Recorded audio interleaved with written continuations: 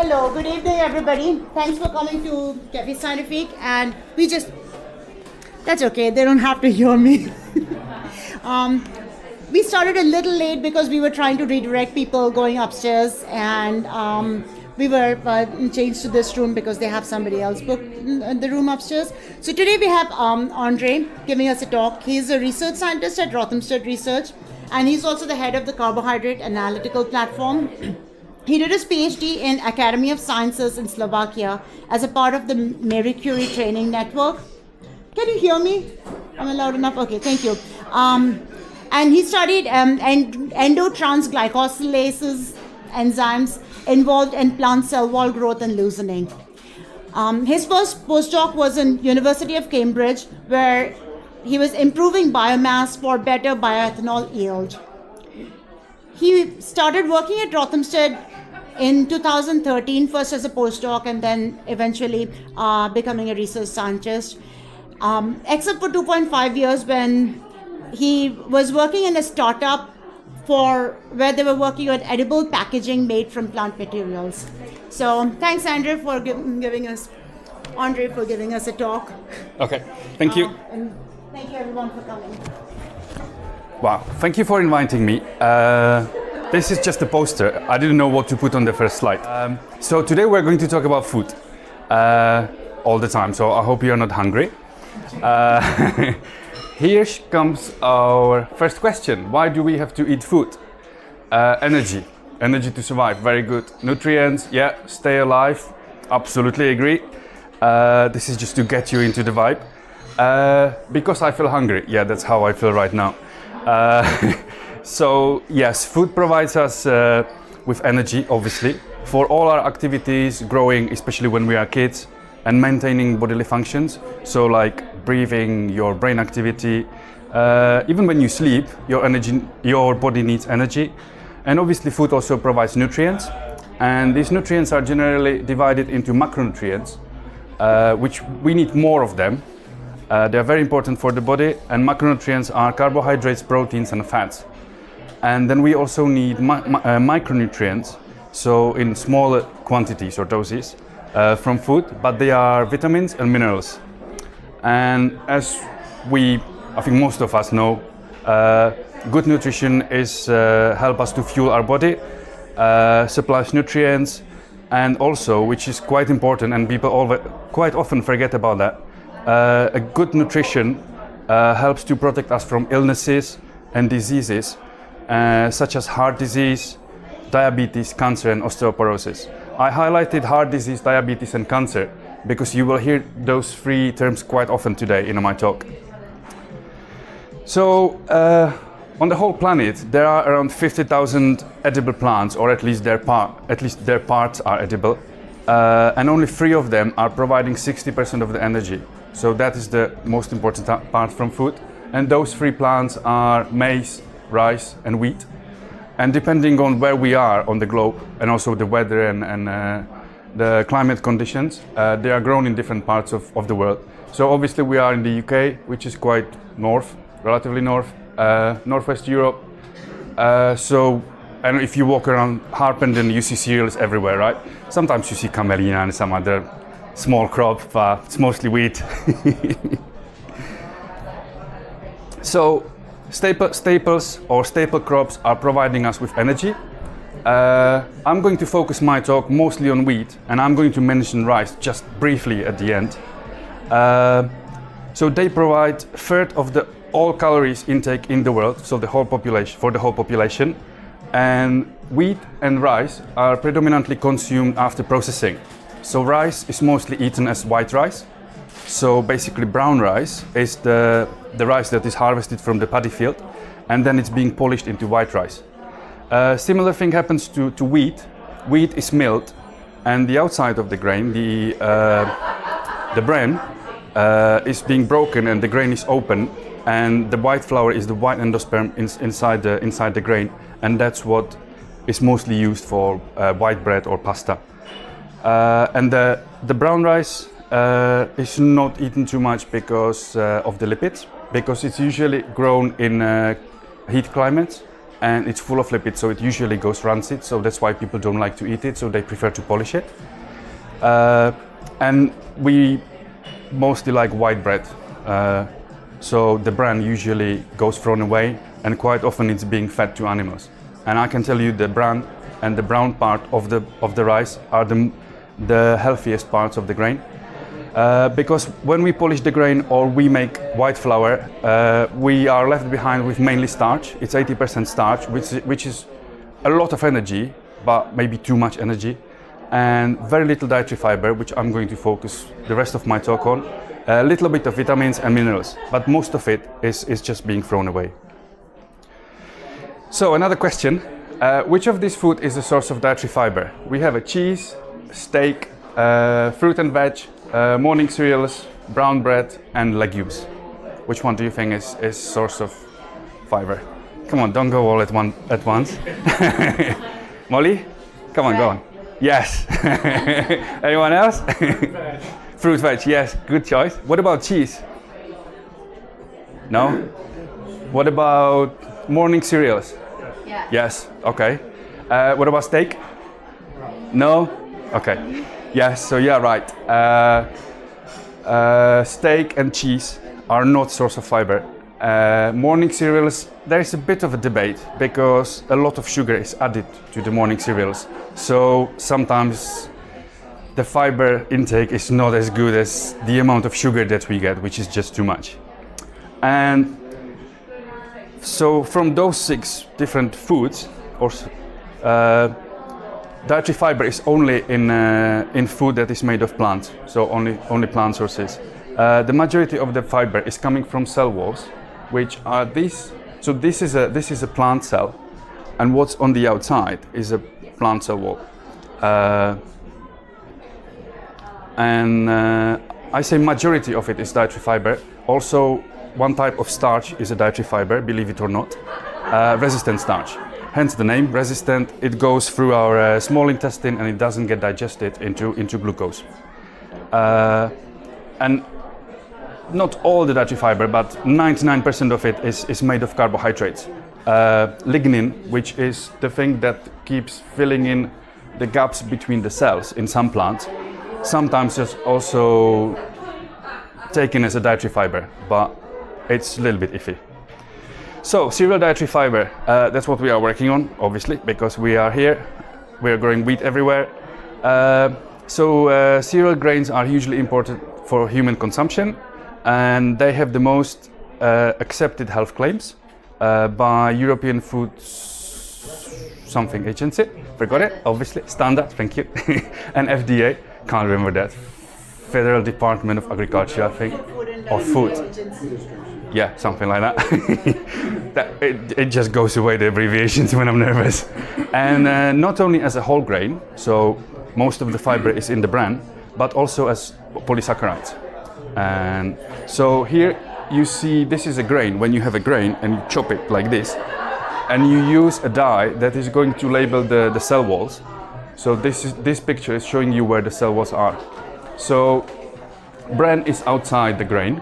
That's the brown part of the grain. This is this part, and this is the endosperm. So this is where the white flour is coming from. And most of the dietary fiber is in the bran, and very little of it is in the endosperm. I'm going to come to it a little bit later on as well. Right, fiber, diet and digestion. Obviously what I'm trying to send the message to you here, we need to eat high fiber, low GI source food, source of carbohydrates, such as fruit, vegetable, whole grains and pulses. And why is that? So I mentioned starch many times. So starch is the molecule that is giving us the energy. That's where we are getting the energy from the food. And starch is being digested in the... So when we eat it, right, we eat it here, in about a minute it goes into our stomach and it starts to be digested. And then it goes to the small intestine where the starch is already being digested into glucose. Glucose are the units that starch is made of. And in small intestine, the glucose goes into our bloodstream and it goes around the body and delivers energy where it's needed. And food with high GI that would follow the red line. So basically the food is really rapidly digested, the starch is rapidly digested, and the glucose and the energy goes very, very fast into our body, and then it drops off very, very quickly. So this is 1 hour, right? Low GI food, so with more dietary fiber, with more resistant starch, where the starch is not digested as fast. So basically the glucose goes way slower into our bloodstream, so the energy goes way slower into our body, and it's more spread into the time. So the body can cope with the income of the glucose and the energy much better. So obviously food that is following this line is way better for us. And the GI index goes from 0, don't ask me what is 0 because I couldn't find it. 100 is a glucose. So basically if you would take just glucose, which is half of sucrose, and put it in water and drink it, that would just shot up like you have never seen it before. And you would probably feel very, very pumped up with full of energy, but after a while you would just be completely deflated, and your body would really struggle with it if you would do it too often. Right. So what are the benefits of eating a high fiber diet? Obviously it's you're gonna feel better. The most common idea when you say fiber, people say, okay, my poo is going to be better. Yes, it will, but that's not the main reason of eating fiber. You will feel fuller because the energy is going to be really slower, and also eating more fiber is associated with a lower risk of heart disease, stroke, type 2 diabetes, and cancer. Some type of cancer, not all of them, mostly colon cancer. Down here, I don't know if you can see it, but there are 2 maps of the world. On this one, this is the rate of deaths of basically people that died because of cardiovascular diseases in 2016. And already nowadays, cardiovascular diseases are the #1 cause of death, so it's not cancer anymore. Obviously, highest incidence, Russia, let's not comment on that. And then Southeast Asia and Africa. Europe is relatively good, Canada is relatively good as well. US, let's not comment on that again. Right, the second map, type 2 diabetes cases. So the reddish bar are cases in 2000, and in the purple color, this is a prediction of how many people are going to die in 2030. And you can see in Europe, there is an increase. It's not too much, but there is always an increase. But there is a massive increase in countries like India, China, Southeast Asia. And these people are basically copying our mistakes, what we've done, 10, 20, 30 years ago. We moved away from less processed food to more processed food, and the processing is making the starch more accessible to digestion, and they prefer to eat more, especially in Southeast Asia, they prefer to eat more white rice, which again is a bag of energy released very fast. So unfortunately they are just repeating our mistakes. Right, here comes the second question. I don't know if you can see it, probably not. Well, it didn't work clearly. So what did you have for breakfast this morning? Yeah, go on. Shreddies and a banana. Okay. Molly? Toast. Toast. With marmalade. What toast? Seeded brown bread. Oh, well done. Anyone else? Scones. Scones. Scones. Ooh. I had Meats and eggs. Okay. Right. So, I actually was a little bit maybe. Oh no, it works now. Right, this is a little bit late. Okay. Oh, it's brilliant. That is full of fiber. Toast. Toast depends which toast. I mean, every toast is good, but wholemeal is better than white. Wholemeal soda bread and an egg. That's good. Especially the wholemeal bread is good. Porridge, good again, but it a little bit depends on how much sugar you add in. But quite often people eat it with fruit, which is again a source of fiber. Weetabix. Never had one, so I can't comment on that. I never had Weetabix, honestly. I have been living in this country for 15 years, never had Weetabix. Cheese. Sorry, not a source of fiber. Right, so, well, I was thinking that you would say like white bread, morning cereals, wholemeal bread. So in terms of fiber, there is some fiber in white bread. Obviously, wholemeal bread is much better, around at least 2 times more fiber than white bread. Most of the people don't like the taste. I will explain later why and try to convert you, if you are eating white bread, into wholemeal. Morning cereals, I already mentioned, they add quite a lot of sugar, so that's not very good. Right, there we go. Benefits of dietary fiber in the UK diet. Believe it or not, 40% of our dietary fiber that we are eating here comes from cereal sources. And half of that is coming from a bread. It's mostly white bread because 80% of all the bread that is being sold in this country is white bread. And that is actually that is information from companies that are making the bread and selling the bread. It's not from supermarkets. So that's quite a lot of white bread, which is a shame. So the recommended daily income of bread is around 30 to 35 grams, not degrees, that's too hot. But we are not doing very well. We are somewhere here, between 15 to 19 grams per day. Men usually eat slightly more bread than women. I guess it depends on the portion. So there is a gap, which is called a fiber gap, and we need to do something with it. Because as I mentioned before, eating fiber is good for many reasons. There are countries that are slightly better than us, like Germany, and I think Denmark is even better than Germany. Denmark is close to 30. So if we would increase our daily intake from 15 to 19 grams, which is the average, I think that was a median for the UK, to 25 to 29, which I will tell you how to do it, we would reduce the risk of coronary heart diseases by 17 to 31%, which is quite a lot. Type 2 diabetes, we would reduce between 10 to 22%. Similarly, the colorectal cancer, we would reduce. And obviously, because we would feel fuller and the energy would be released over a longer time, we could be losing body weight, which I think I might need. We would lower our cholesterol in the blood and our blood pressure. And also, NHS would save quite a lot of money. These are numbers from, I think, 5-6 years ago, so they are not from last year. But treating cardiovascular diseases cost 5-6 years ago, cost 15.8 billion pounds, which is shitloads of money. Diabetes, it's mostly type 2 diabetes, so basically what is caused by our what we eat. Almost 10 billion pounds. Obesity, 6.5 billion pounds, and these numbers are coming up, right? So treating diabetes currently costs 10% of the budget of the NHS, and the budget keeps going up every year. So if we eat more fiber, these numbers would go down, and hopefully NHS is gonna become better. Right, bread consumption, believe it or not, 37 kilos of bread per person per year. That is a lot of bread.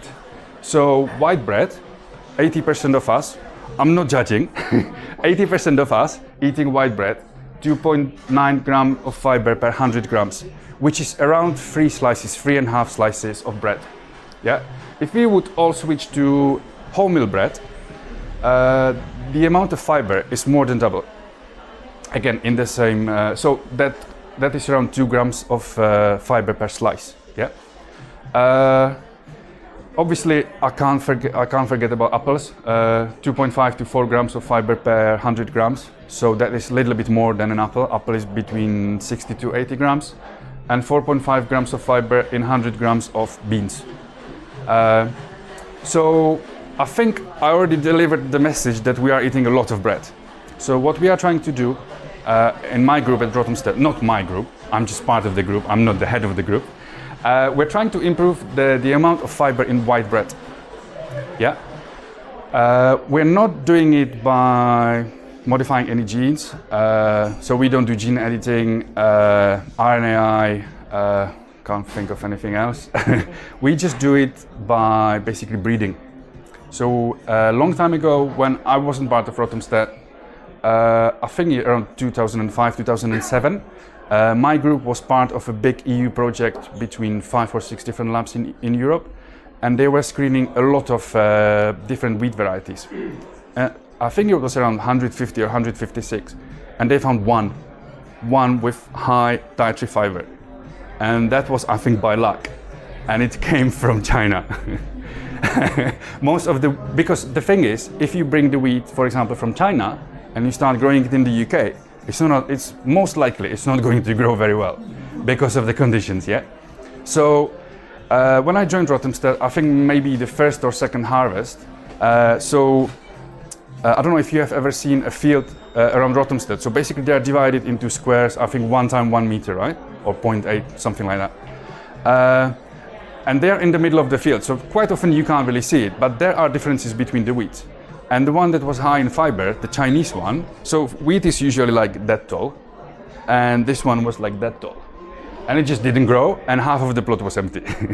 So we had to cross it with something else, some other wheat. So basically we took another wheat that was French, I think. It wasn't as good as the Chinese one in terms of fiber, but it was really good in other agronomical traits like yield, lodging. I'm making it up now, but basically it was performing well in the UK.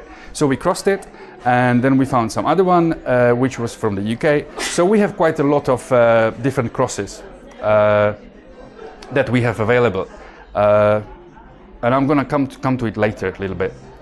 So I was talking about dietary fiber in wheat.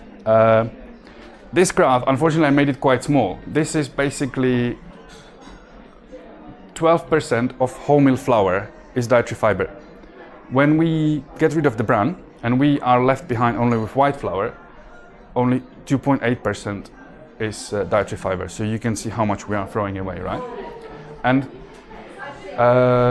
this graph is showing, so there are 4 main dietary fiber components in wheat grain.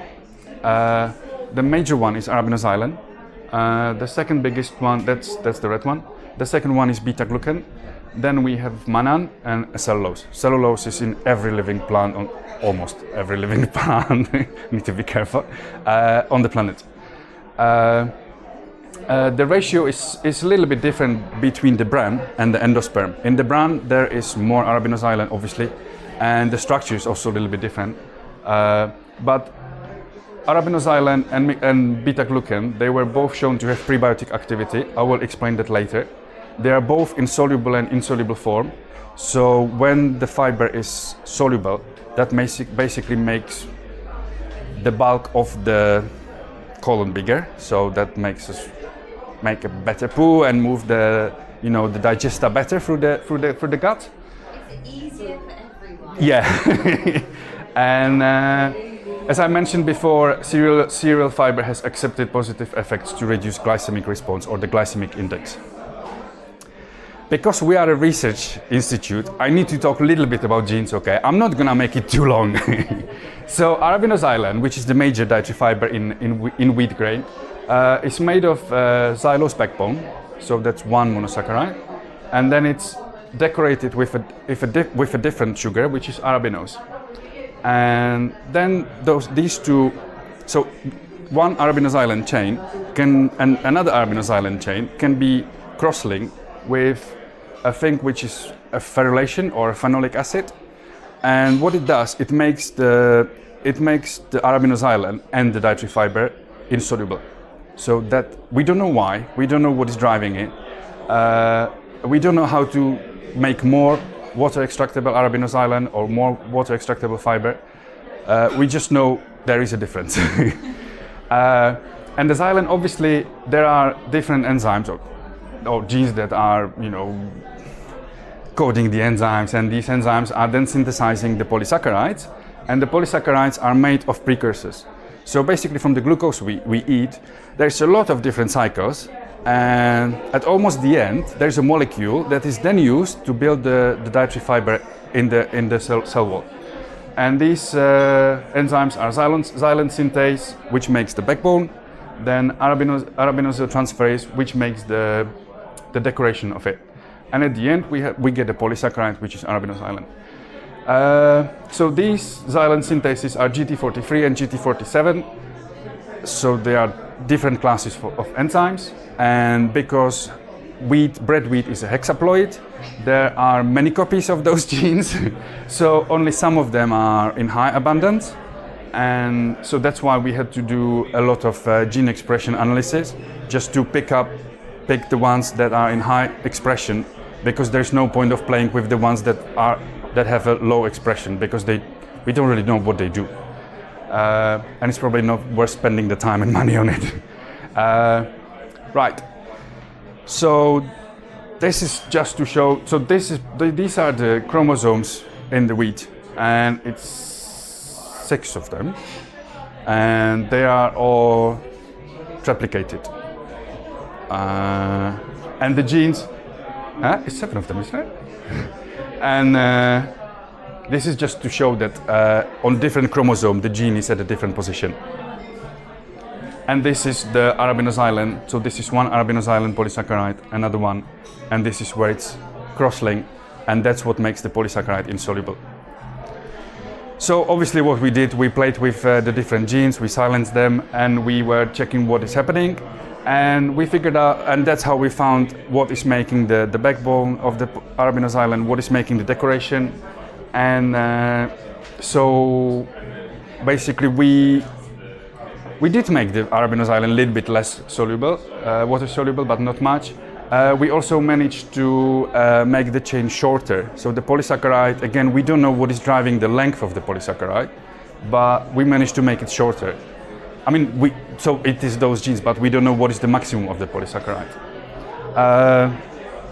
So if we knock off the decoration of the polysaccharide, the relative viscosity, which is again important for moving the digestive through the gut, goes down. So I think I'm going to skip it basically, because this is, I'm trying to make it quick, but I think I'm making it not very easy to digest. So this picture, so basically in this experiment, we knocked out the 3 main genes that are synthesizing arabinoxylin. So GT43-1 and 2, which is making the backbone, and GT47, which is making the decoration. And it's this plant. The grain, I don't have the picture of the grain, but it looks really shriveled and really small. And when we used antibodies, which are chemicals, chemicals that can sense the arabinoxylin, when we added it to the cross section of the grain, we couldn't detect. There was almost no arabinoxylin in the grain. So yes, we did identify the main genes to synthesize arabinoxylin. I'm gonna skip this. Right, I think on the poster, on the flyer, there was a question: are ancient grains full of fiber? So first, I'm going to introduce the ancestors or the ancient grains. So I don't want to go again too much into detail, but basically the first wheat that has been cultivated was emmer and spelt. Spelt is still being grown up until today. Emmer, not that much. I think it mostly comes from around North Germany, Denmark, that area. And then when they bred together goat grass and emmer, we got bread wheat, and you can see. So it ended up being a hexaploid. And then we also have durum wheat, which is not much related to bread wheat. So the ancient grains, in this case, are emmer, spelt, and bread wheat. Bread wheat is not ancient, that is the modern wheat. So the question, wow, 50-50. Are ancient grains full of fiber? Well, we can read almost everywhere on a daily basis that old things are usually better than the new ones. I think wow. Yes. Oh, I see. Oh, I see. Okay. While everyone is voting, can I check? Is anyone here for a pharmaceutical data survey? Because that's what's going on in the normal function room. They did ask me to check at an appropriate moment that no one was here for FK pharmaceutical. I don't think we were, but since you're voting, it's a good time to interact. Okay. Just in case one person is really confused. But anyway, who's supposed to? Okay. Wow, it is going in favor of ancient grains. You can still vote because I think I'm going to get the results later on. Would I say that ancient grains, if I was voting, I would have said ancient grains are full of fibre, because if cellulose and fibre is tough, and I don't want my grains getting eaten by mammals or birds, I want them to be reproduced. So I'd say, yeah, make them tough and awful. But then I'm like, if I wanted them distributed far and wide, then you want them to pass through and not be. So Yeah. it's difficult to say that one, isn't it? Well, it's not. Because we managed to get some emmers and some spelts and bread wheats. And the result is that ancient wheats, emmers and spelt, compared to bread wheat, are actually lower in dietary fiber than the modern wheats. So in the red are emmers, in green are spelts. So spelts, basically you need to get rid of the bran before you can mill it into flour. And bread wheat is the blue one. And these two numbers, we grow them at two different nitrogen fertilizer content. And you can see in both cases, arabinoxylan, the main dietary fiber in wheat grain, is consistently higher in modern bread wheats. For beta-glucan, it's more up and down.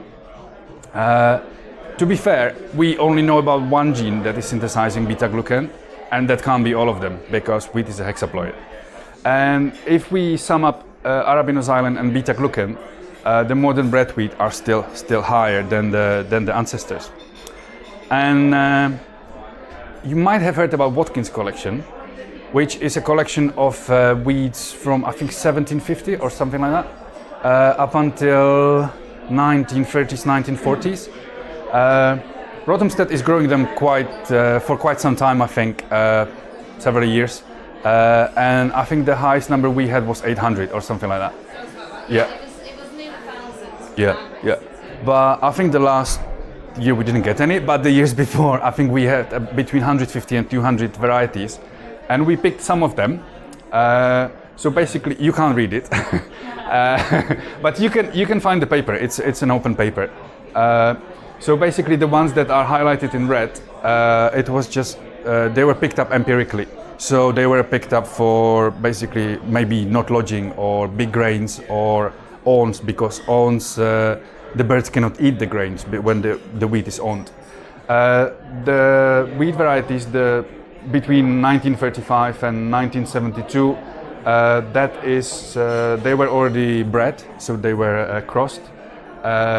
And after 1980s, that's what we call modern breeding, because the dwarf, semi-dwarf genes were introduced, found in the wheat. So the modern wheat is basically lower. On this picture, which you cannot really see as well, the guys are harvesting wheat in 1925, and the wheat is up until here. Modern wheat is up until here. And again, we grew these three categories of bread wheats in 3 consecutive years, and this is total arabinoxylan content, and you can see the modern wheats again have more arabinoxylan than the older wheats, and in this case the same applies to beta-glucan. And I have to stress out that up until I think when we started crossing the wheat, no wheat was crossed in order to increase dietary fiber content. It was always increasing yield, increasing starch, making the grain bigger, making the wheats shorter. Yeah, these were the main traits, never dietary fiber. And even if it wasn't crossed for the main trait wasn't dietary fiber, it is still increasing. So modern wheats are really high in dietary fiber than the old ones. Right, back to the digestion.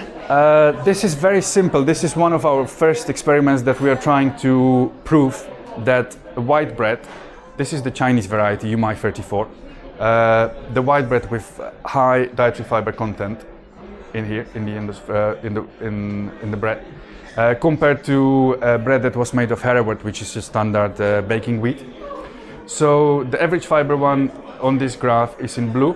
The high fiber bread is in orange, And this is a timeline, so it goes from 0 to 160 minutes, and this is the increase in reducing sugars. So basically when starch is being digested, the glucose that is being catabolized or freed from the starch can be analyzed as reducing sugars, because every monosaccharide has a reducing end. So the average bread would more follow the red line, whereas the bread with high fiber content would follow more the yellow line. And this was a really simple experiment. We used mincer to mimic mouth. Then together in collaboration with Quadram Institute, they had an instrument which is called dynamic gastric model, which was basically mimicking what is happening in the tummy, because you need to add different salts and different enzymes. And then we had another instrument, so we moved the digesta from the dynamic gastric model into another instrument which is called dynamic duodenum, and that is mimicking our guts. And this is the result. Wheat, arabinoxylan and beta-glucan are prebiotics, so that means they are dietary fibers that improve human health by selectively stimulating microbiota in our guts, and the beneficial ones. There will be no point of stimulating the non-beneficial ones, I think. And basically, prebiotics, dietary fiber, is being not hydrolyzed or absorbed in the small intestine, which is this part, I think. And they are fermented by the microorganisms into short-chain fatty acids, and these short-chain fatty acids are then coming into our bloodstream, and they have several positive things that they are doing to our body. I think in the gut, because they are produced by the microorganisms and they are acids basically, they lower the pH, which improves the absorption of calcium into the bloodstream, and there are several other positive things that they are doing. Because we have quite a lot of fields around Rothamsted, so we could grow the wheat varieties that are high in fiber, and we had it milled commercially by ATC, which is somewhere around Maidenhead, I think. And we made the bread. So this is probably the most expensive bread that you would ever taste. I think we calculated that one loaf was around £100. Yeah, white bread, yeah. And we took it to Leicester 2 years ago. There was something called British Scientific Week or something like that. And we were just giving it to people on the street and asking them, do you like it? Do you like the taste? Because what people usually tells you why they don't eat wholemeal bread is because I don't like the taste. So basically, the government was trying to make people eat more wholemeal bread. It didn't work. So now we are trying not to change the people habits. Just deliver, trick them. Just deliver the dietary fiber by stealth. It tastes the same, it looks the same, it tastes the same, but it's healthy. Right. Another question that was stated on the leaflet was if high fiber ultra processed food can be good for our health.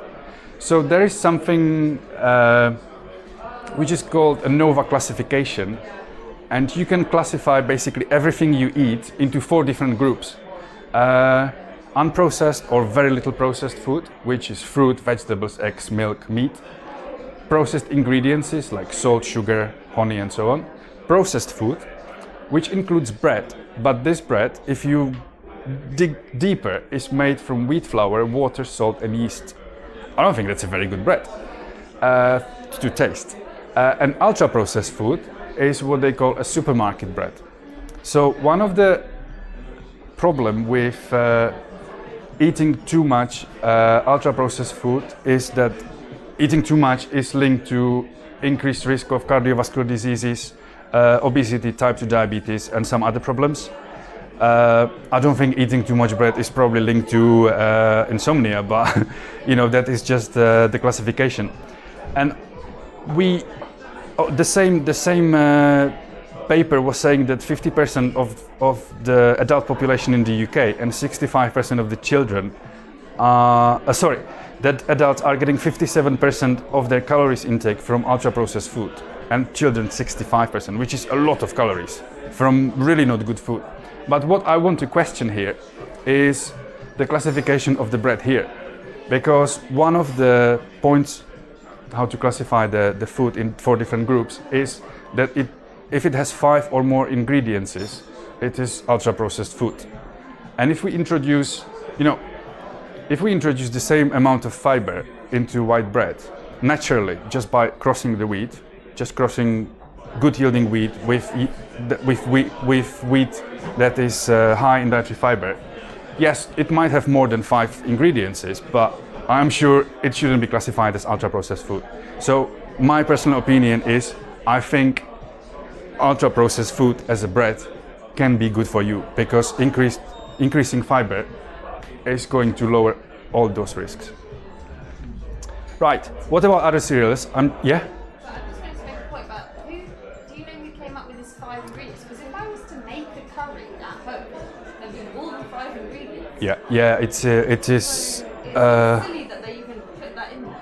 Yeah, there is a paper, and the thing is that it just took off, I think, within the last 12 months. I think the paper is from 2010 or 2016, and it took some time. Then someone found it and thought, okay, this is really good. I mean, I'm not saying ultra-processed food we should eat it, right? But I think that classification is just not right. So, Yeah. I mean, like 30 ingredients, I'd be like, Yeah. okay, there's maybe Yeah. a lot of stabilizers, Yeah. preservatives, flavourings in there. Yeah. You can question Yeah. that. Yeah. But 5 is a little bit low. Yeah. And also there is a lot of critics about that classification, because they say, okay, this is ultra-processed food, but basically what they are judging is the number of ingredients and the amount of different ingredients they are putting in. So it doesn't really make sense. Right, other cereals. I'm only going to talk about rice, because we did work on rice a little bit, and we basically are trying to reproduce the work that we did in wheat. So, you can get brown wheat when we polish it into brown rice. Doesn't look like wheat. We polish it into white rice. I think this is more like the rice for risotto or paella. We can also get black rice, which is great. It's even more healthy than brown rice, because it's full of phenolics, which are really good for our health as well. Phenolics. So that would decrease your blood pressure, because it would dilate your veins. So your blood pressure would naturally go down. It tastes more nutty. You can also get wild rice, but it hasn't been really proven that it's any better than brown rice. The main difference between rice and wheat is that there is way less dietary fiber in rice. In brown rice, it's comparable almost to white flour, which is really low. And imagine if we polish it off, we are left behind with 1.2%. And also the striking difference from the graph is that the dietary fiber in rice is more complicated. It's more different polysaccharides. And the most interesting one is pectin, which is not present in wheat at all. But that's just a challenge for the future. And I think this is my last slide, finally. So I mentioned, it's really difficult to do in vivo tests. So if we would make a white bread, we would need patients and feed them with white bread, and then see, okay, is the body replying different to the different diet? Yes, it does. We know that, but because we always change one thing, and then we want to test it on humans. It's very difficult to get funded in vivo tests, but luckily, because Rothamsted runs in sort of like 5-year cycles, where we get funding for 5 years, which is called Institute Strategic Programs. So in the current one, we are collaborating with Imperial College in London, and basically they are going to do the in vivo digestion. So they are going to invite patients in their hospital.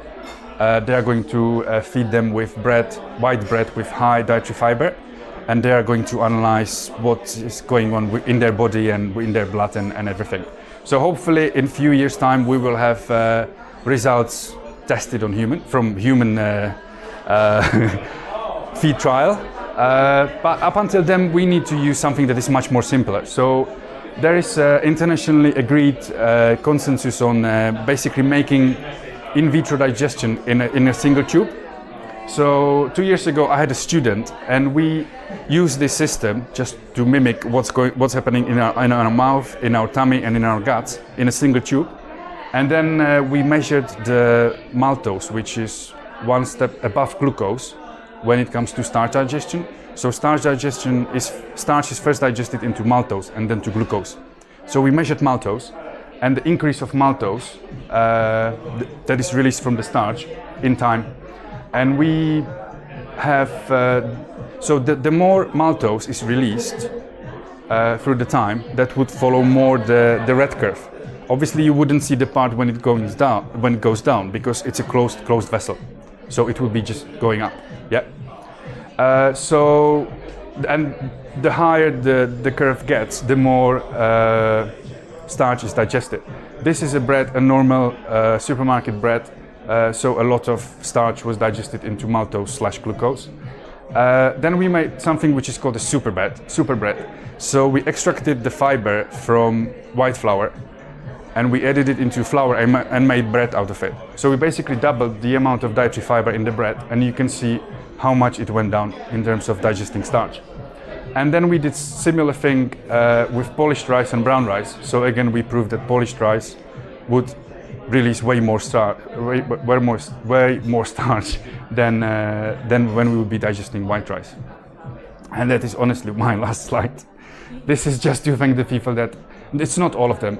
So these are my group mates. My bosses Alison and Peter.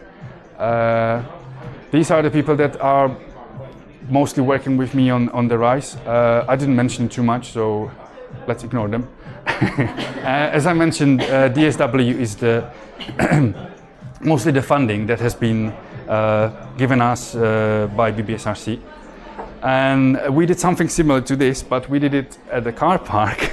I think it's last year or year before. And we were trying to basically explain to people why it's important to eat fiber. And I hope it made a little bit of sense. And I thank you for listening.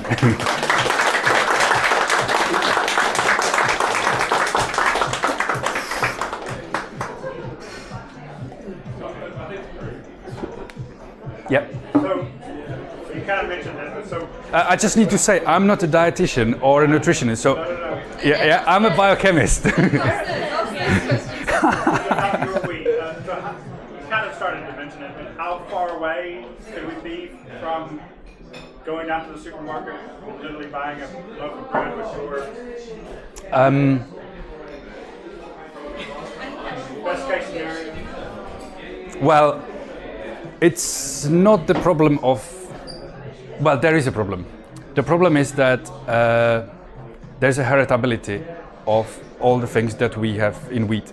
Yeah, and arabinoxylan, the heritability of arabinoxylan is 60 to 70%.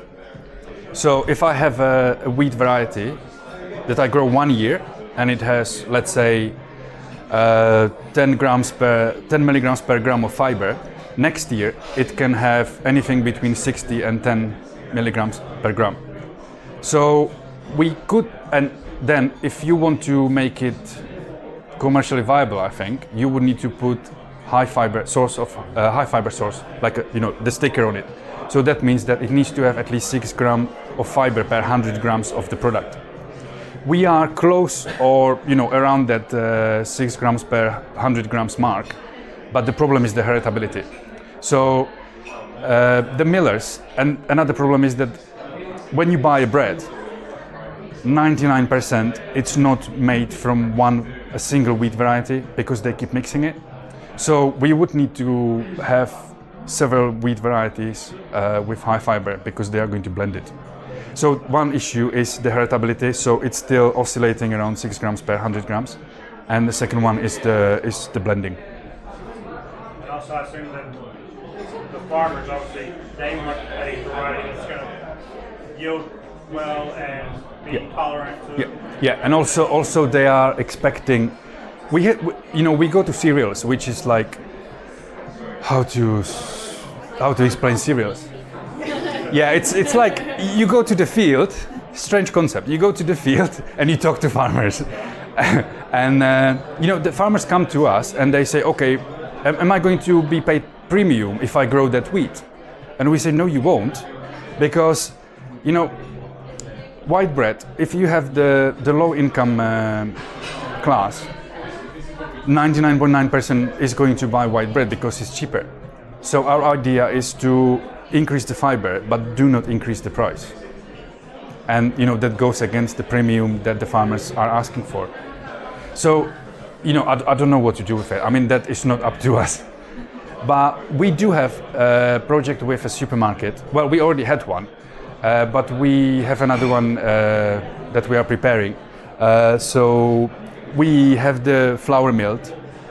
We just need ATC to bake the bread, and then they are going to one supermarket in one branch in Midlands is going to sell it for I think a week, and then they will ask people how they like it. So I think we are there, but there are still some issues. So to follow on that question, so just quickly, but Yeah. Kingsmill do the 50-50 Yeah, brown white. yeah, So it's just mixing in Yeah. some brown flour. yeah. A more feasible possibility. Yes, Go but through yeah, research? yeah, but yeah, it is. But again, I I think don't know if you've tested it to see how it compares. I mean, it has more fiber, so it will definitely on that graph it will be lower. It will have lower GI index. But again, people will say, I don't like the taste. Okay. Yeah. That's the thing, I don't know about the taste Yeah. trials and how popular. Yeah. So my question will be for wheat or rice or even sugar. Like we have whole wheat, like whole grain, and then we have the polished version of that, like an extra step added to that grain. Yeah. Like you have to remove skin and Yeah. that means there is extra work to that, means that may cost more. Yeah. Then why the whole wheat that is not easily available or cheaper, because it's like just one step smaller. I don't know. Like Yeah. it should be. Yeah. It's the same with white sugar and brown sugar. Yeah. Brown sugar is, It's you more know, fiber, yeah, like yeah, than white yeah, one, and yeah, it's it's less a step of yeah. process. Yeah, I agree. I think it's just because people don't like to eat it. And for rice, I think it's mainly because of the heat. Because you would need to store the rice in a place that is cold. But the good thing is, I forgot to mention that, if you boil rice, if you cook it, and you let it cool down, and you reheat it sometime later, for example, if you cook your tomorrow's lunch today, you put it in the fridge, and tomorrow you heat it up again in the microwave, there is something which is called starch retrogradation. So basically the starch is becoming less digestible. So by cooking your food, cooling it down and then reheating it, you are lowering the GI of the meal. Yep. Can I say something about your last comment? Yep. It's actually dangerous to do that because a lot of Chinese takeaways do that, and rice can be contaminated with bacteria. And if you reheat rice, you can get botulism. Yeah. So it's not people, reheating rice is not generally a good idea. Yeah.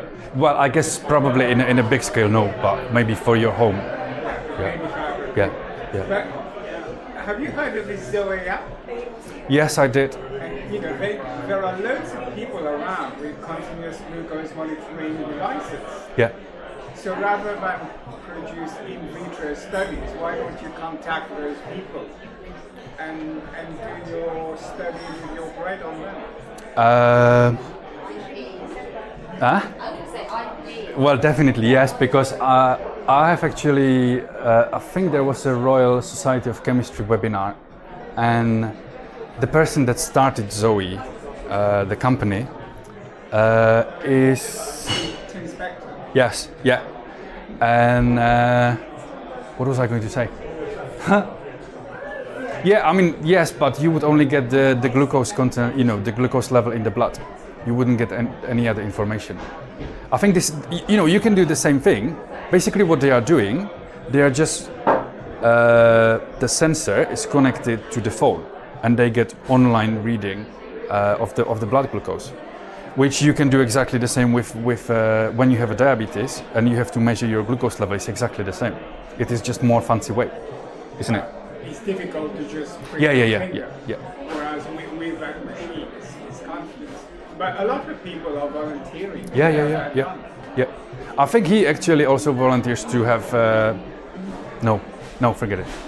Yeah, I mean, yes, you are right. Yeah, there are tools, but they don't give us all the answers we want to, because we would need to take more blood sample and then analyze it, on a mass spec and things like that. But your argument is this good for your glycemic index? Yes. Yeah. If you with the continuous glucose monitoring? Yeah. But that is only. That proves your theory. Yeah, it would. Yeah, but it's only one of the questions. Yeah, but you are absolutely right. Yeah, we could do that. Easy. Yeah. You said that you wanted to, the average level was 30 grams of dietary fibre. Was it? Sorry, say it again. What was the level for daily that you're going to get 30 grams of dietary 30 to fibre? 35 grams. Yeah. How many slices of bread do I need to eat to reach 30 to 35 grams of dietary fibre? I think it was 7 grams per 100 grams. Half a kilo, roughly. No, but you get only 40% of your fiber from cereals, so that would be only 250 grams. Okay, so you don't need to be eating. No, it's. I mean, to be fair, I don't think it would be healthy. Again, my personal opinion. I don't think it would be healthy to have just one source of fiber, because the spectrum of fiber in cereals is actually quite narrow. It's only 2 of them, and one of them is in a very small quantity. Yeah. It's better to eat more of a Yeah, diet. definitely. Yeah, absolutely. Yeah. Common brown sense. bread. Yeah, common sense. eat wholemeal bread. You will. It won't be bad for you, but I understand people don't like the taste. I have been converted as well to brown bread, wholemeal. I have a question. Yeah. Physiologically, what is really hindering fiber to go into the endosperm? It usually stays in the outer layer of the wheat, the horizontal layer or somewhere. So when you eat, let's say, bread, you chew it, it goes into your stomach, where it stays around 2 hours, and then it starts going into your guts. So the first part of the small intestine is duodenum, and that takes around 2 hours to go through it. Again, I'm not a medical doctor, okay? I think his question was in the plant. Itself. Oh, okay, sorry. The grind, why the fiber doesn't go inside endosperm? Why it stays in the outer shell? Is there any physiological transporters or something? No, there are no transporters. I don't know. Because the same thing happens in the micronutrients. Yeah. There are no transporters. Yeah, but there must be some sort of regulation that we don't know about. But yeah, I don't know. I don't think anyone knows, to be honest. I think the fiber just gets deposited on the cell wall. No, because when the grain starts, so after anthesis, the first 12 days is called cellularization. So basically, those are all the cells that then later on will be filled up with starch. Yeah, and the dietary fiber is part of the cell wall, so it's mostly made within the first 12 days of after anthesis. But it must be somehow regulated, but I don't know how, and I don't think anyone knows that. I mean, it would be great, because if we would manage to, well, that's what we are trying to do with the QTLs, because it's not the genes, the synthetic genes. There must be something else that is driving the fiber more to the outside, and also the fiber that is in the bran is less soluble, because it protects the grain, because otherwise it would just splash out of the grain literally. So the cross-linking that I mentioned in the bran, it's the arabinoxylan is more cross-linked. So the cell wall is, I think there was a picture.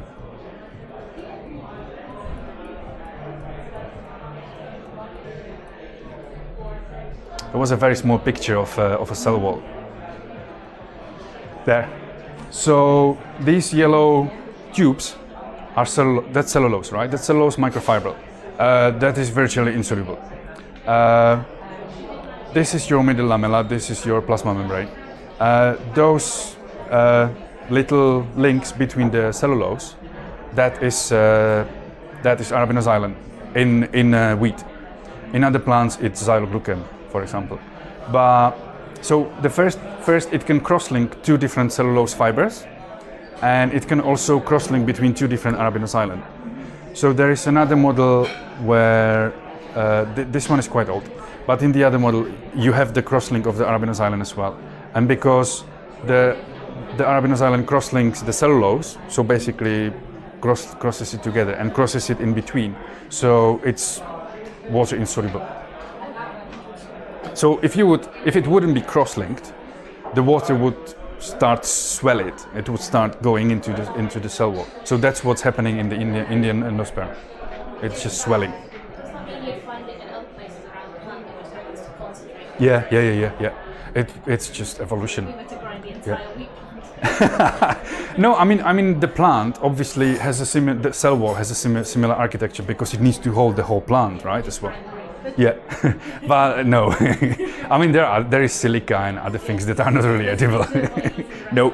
There's more of the lignin cross-linking when it comes to... Yeah, in the plant, yes. Yeah, not in endosperm. Not in, Yeah. What's the gluten content of the wheat that you're talking about? Because that's important for bread making, right? Yes, it is. How does it compare to normal? So we have a lot of crosses. We have many crosses. They are usually labeled with one letter and 3-digit number, so it's very easy to remember it. And one of them is really a favorite one of the guys from ATC, which is I can't possibly remember what it stands for. Applied Technologies Center, I think. It's somewhere close to Maidenhead. Somewhere that way, close, West London towards Reading. And they do mill our grains and they do bake bread out of it. And one of the crosses that we have, which is not commercially available yet, they really like it for bread making.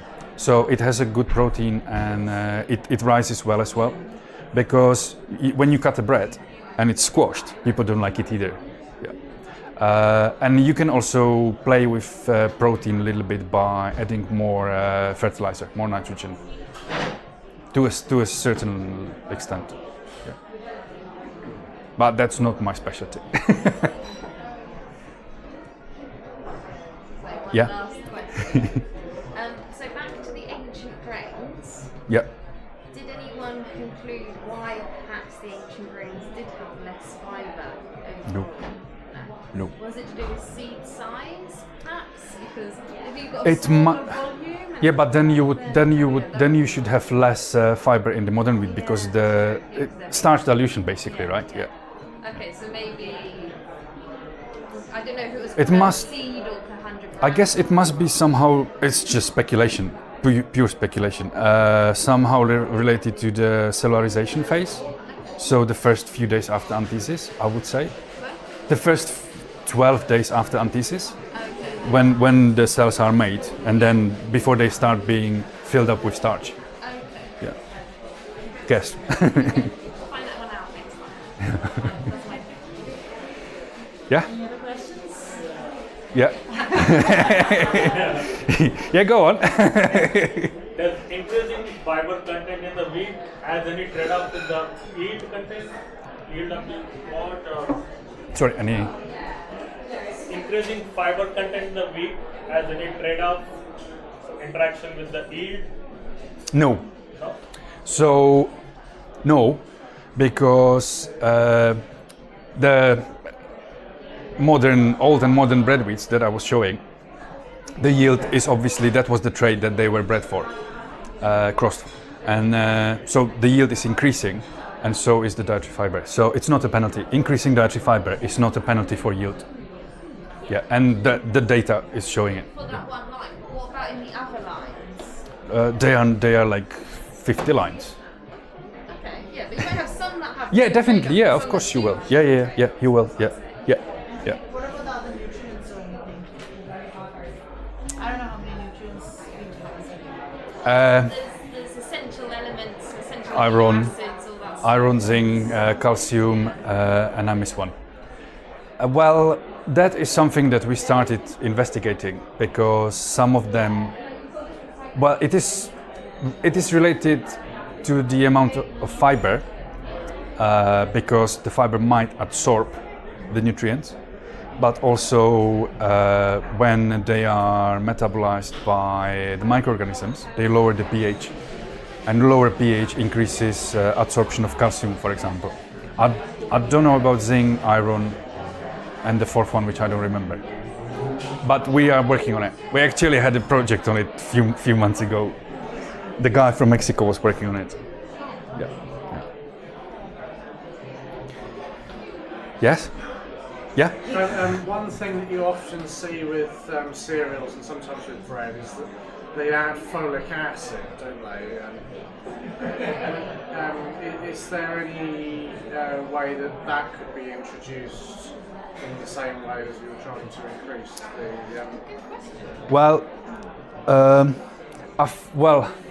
the thing is that the ferulic acid is the... No, I don't know which way to go. I think it's this way. No, it's fine. Good question. Yeah, so this is ferulic acid. Yeah, so this is one arabinoxylan chain. This is another one. And in the bran, the arabinoxylan is more cross-linked, so it has more ferulic acid. So if we would introduce more ferulic acid, we would make it more insoluble. Which is fine, we're working on it, but it's bloody difficult. Because there was actually a paper, I think it was beginning of this month. Which crop was it? I don't think it was wheat, it was maize. It was in maize. There is probably a completely new cycle which includes sucrose. So the ferulation is attached to the sucrose, and then another ferulation is attached to the other side of the sucrose, which is crazy because sucrose is just two monosaccharides together. It's just glucose and fructose. So it carries two ferulates, and somehow one of them, I'm not sure which one, if the, let's say, left or the right, is actually transferred to the arabinose here. But it is, not all the steps are still proven. There is one step missing, and I think it's the first step where they found the sucrose with one ferulation, but they don't know which enzyme or which gene is coding it. They found the one that adds the second ferulation, and that is proven. They knocked it out, it didn't have it, they introduced it back in, and it started producing sucrose with two ferulations again. So, and we have a project as well, which is running for years, honestly. This is a very, very difficult question to answer. Hopefully, fingers crossed, next year we're gonna, well, the flour, we did